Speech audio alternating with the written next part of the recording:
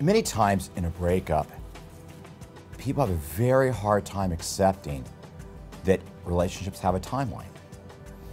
Many times we get married till death do us part. I believe till death do us part, but many times it's an emotional death, it's a psychological death, it's a spiritual death, not always a physical death.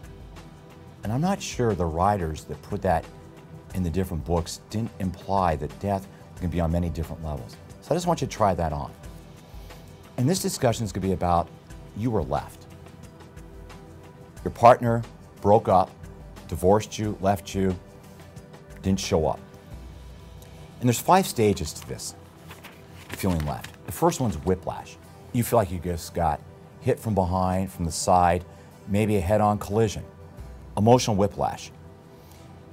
Part of why it's so powerful is you have no control. The person says, I'm done.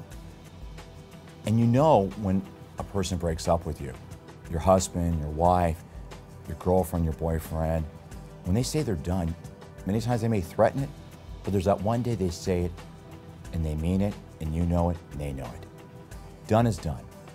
And what happens many times in the whiplash is that we try to salvage the relationship. But unfortunately, that ship has sailed. And in this discussion today, I'm not advocating divorce or breakups. I'm talking to you. You're on the other side of that. And you're wondering why every emotional bone in your body hurts. And you feel like you got hit in ways you didn't even know you could hurt. That's emotional whiplash. And it takes time to overcome that and to come out of that. In the second stage, after the whiplash, comes the denial. What's the purpose of denial?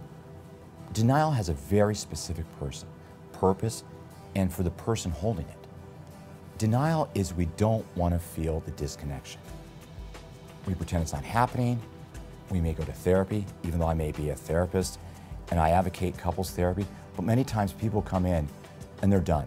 Their body's in the room, but their soul and their spirit, they're gone. They're someplace else. They're in another place. And many times the denial is that we don't read the signs. And we're going to talk about the signs in the next talk. What were the signs that led up to this? And in many times in denial, we don't read them. We ignore them. We drive right past them. And one of the biggest denials is affairs. And I want to read something to you about that, about the denials, the different types of denial. There's 7, let's say there's 7 to 12 pretty typical relationship ending styles. Signs, styles. No relationship breaks up in a vacuum. We may, being left, feel like we got hit from behind and we're in denial, but there's many signs.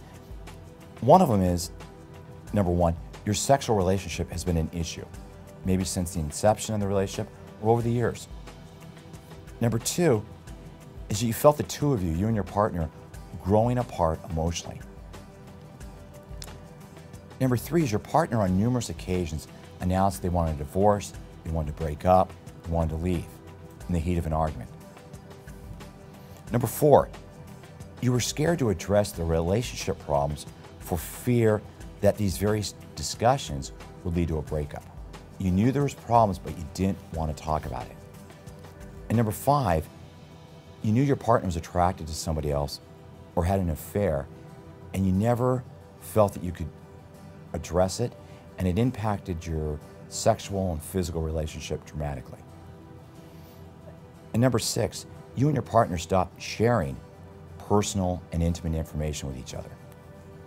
And number 7, you always knew that your partner wasn't a good match for you. You just kind of knew. You guys got along, but you really never connected. That's a denial. And number 3 stage, third stage, is anger. And I'm going to talk about anger later, but anger is the cement that creates the X factor. Because anger, you can get through whiplash and denial, but the anger is you feel like you've been wronged and you want to exact blood out of your partner. And we know it takes more than one person to break up. And what happens many times, anger, is the past gets blended with the present. All your past disappointments now show up in the present. And it's very hard to tell what's happening now or what happened when you were younger and your parents got divorced, or your first boyfriend or girlfriend left you. It's very difficult. And also the anger stage in a divorce or a breakup can last a lifetime. My office is full of people who won't let go of their anger. They may get remarried or have another partner. They're holding on to anger and they're still married to that other person, even though on paper they've been divorced for years. Number 4 stage is resolution. The war's over. It's 1946 in Europe. We've got to rebuild now. You let go of it. It's over. And you look at it, you realize your ex is not responsible for every emotional pain you've ever had. You are. You're also responsible for why you picked this person, married them, or was with them. And you're starting to see the value in your choices romantically and why you picked this person and what you really need going forward. And you start to ask yourself, what does love look like in my life? What does romantic love look like? That's when you know you're getting near resolution. Letting go of the anger. Your partner may never apologize for what happened, but you're letting it go. And lastly, number 5 is hope.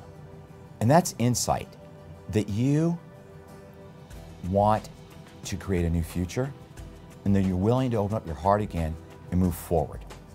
Those are the 5 stages.